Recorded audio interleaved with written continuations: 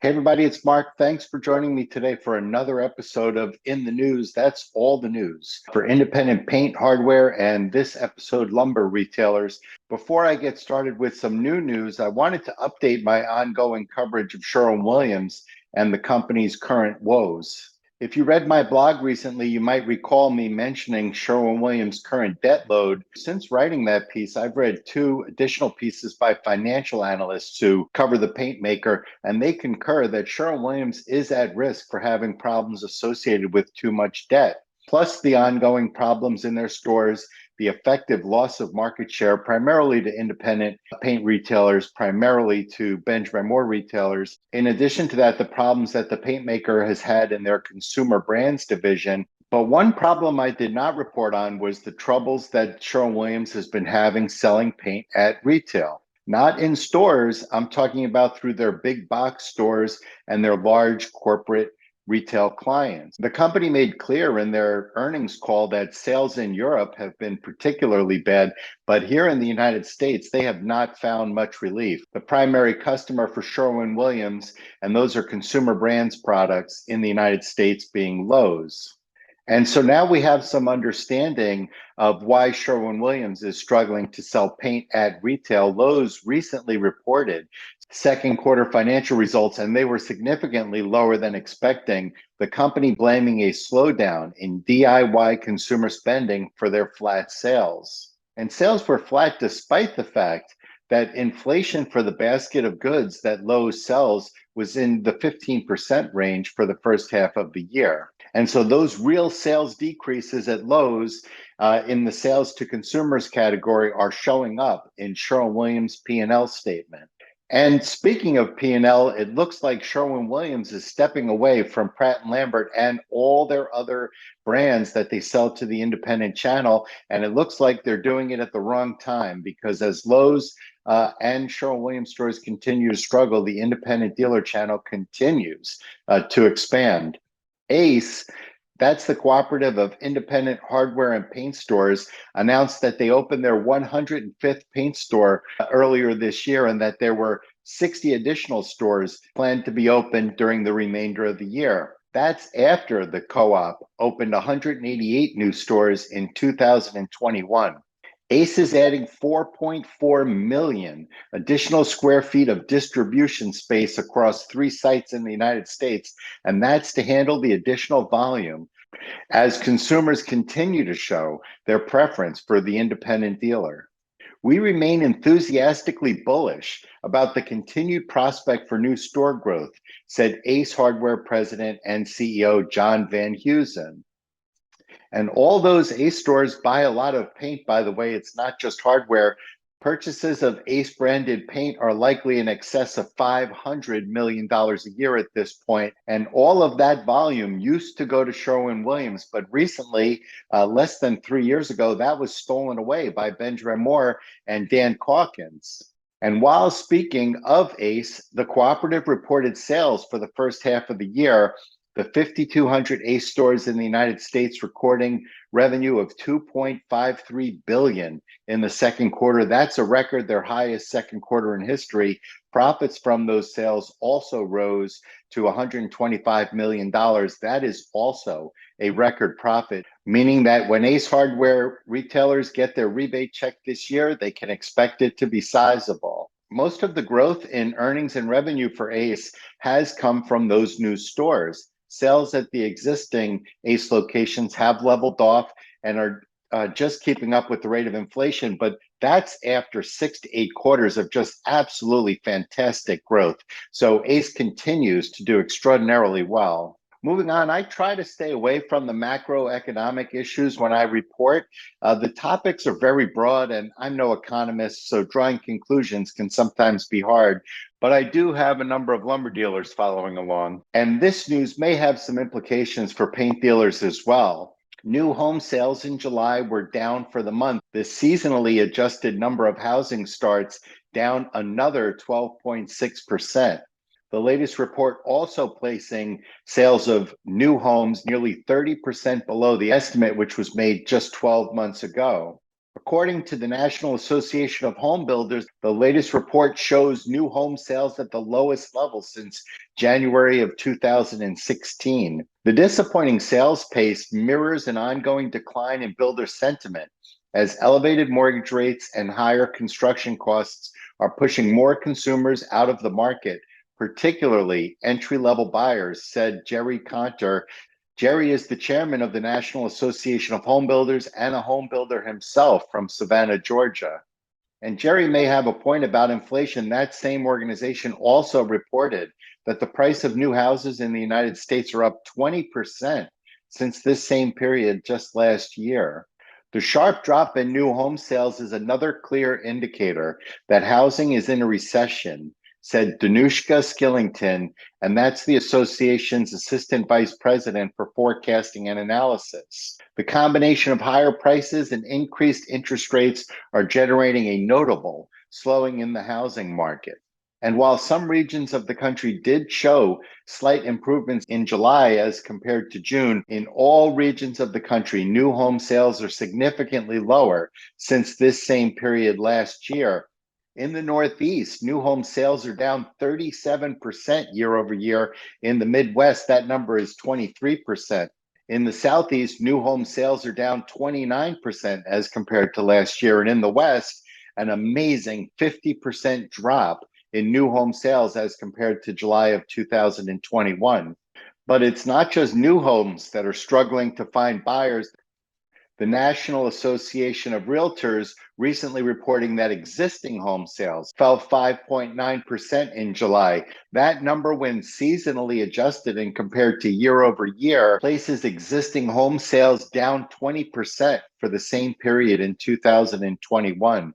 Now, new home sales are less of a point of interest for paint dealers. Most of that business they let go to Sherwin-Williams or PPG.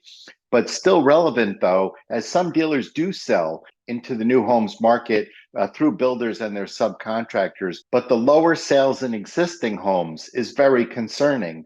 Homes that get painted and prepared for the market, that's work that's done generally by residential repaint. And so it's likely to go at some point, or some percentage of it is likely to come into the independent channel. And of course, each time a house sells, you're likely creating a new consumer for paints, at least in the short term. And so I do expect that this will have an impact on volume in your stores. So it's definitely something to keep an eye on.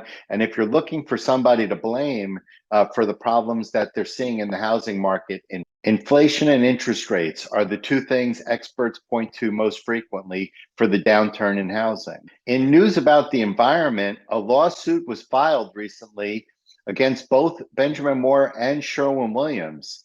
The lawsuits, 2 of 7, filed by the New Jersey Acting Attorney General Matthew Platkin and the state's Department of Environmental Protection Commissioner Sean LaTourette. The state's complaint centers on a contaminated industrial property on Avenue P in Newark, New Jersey. That's near a Sherwin-Williams and Benjamin Moore manufacturing sites. The lawsuit cited pollution in the soil and the groundwater, which was found to contain hazardous substances such as benzene, toluene, xylenes, arsenic, lead, mercury, and several chemicals that I know better than to try to pronounce here. The Newark site listed in the complaint was owned by a business which used it as an illegal dumping ground for hazardous wastes that it hauled away on behalf of Sun Chemical Corporation, as well as Benjamin Moore and Sherwin-Williams. The pollutants cited in the complaint are believed to cause a wide range of human health problems, including cancers, reduced heart and lung function, central nervous system disorders, kidney problems, neurological disorders, and reproductive issues, including miscarriages and birth defects. And higher levels of those types of health complications have been experienced by residents in proximity to the site for several decades. While Benjamin Moore and Sherwin-Williams each bear financial responsibility for the site, which could be extensive, they are not accused of any criminal activity as part of this suit. Both companies are accused of using the same hazardous chemical transporter who illegally dumped the material at the site after collecting it, from Benjamin Moore and Sherwin-Williams. Documents dating back to 1977 show that Sherwin-Williams used D&J Trucking to dispose of more than 250 drums of waste pigment, alkyd resins, off-specification paint, and waste varnish. That same year, the New Jersey Department of Environmental Protection met with representatives from Benjamin Moore, who confirmed that it disposed of 150 55-gallon drums of waste pigment and alkyd resin, also using D&J Trucking. Studies of the site in question have determined that those drums were illegally dumped at the site in Newark, New Jersey. And I want to be clear again, because it's so important, particularly on an issue like this. This is a civil litigation that involves responsibility for the site. Neither company is accused of knowingly dumping waste at that site. Whether they believe they were disposing of their waste legally or not, the two paint makers are still going to be held responsible for the site's cleanup. And of course, after the state of New Jersey determines legal responsibility for cleanup, others affected by the waste site will then be able to begin civil litigation. Significant civil liability is expected for both companies. Moving on to specific paint news, the largest paint maker, Sherwin-Williams, recently introduced 3 new lines to their HGTV home products, trying to regain some traction as the company's sales of architectural coatings at retail continue to struggle. All 3 products introduced, that's Everlast Exterior Paint and Primer, Infinity Interior Paint and Primer, as well as an interior and exterior door and trim paint, are all designed to compete in the super premium category with such products as Aura from Benjamin Moore. But also in the company's sights is the success Benjamin Moore has had with Scuffex. The company calls its new interior Infinity products the gold standard of interior paints for their abilities to resist scuff marks and stains. The can's label claiming 1 coat coverage in large font right on the front.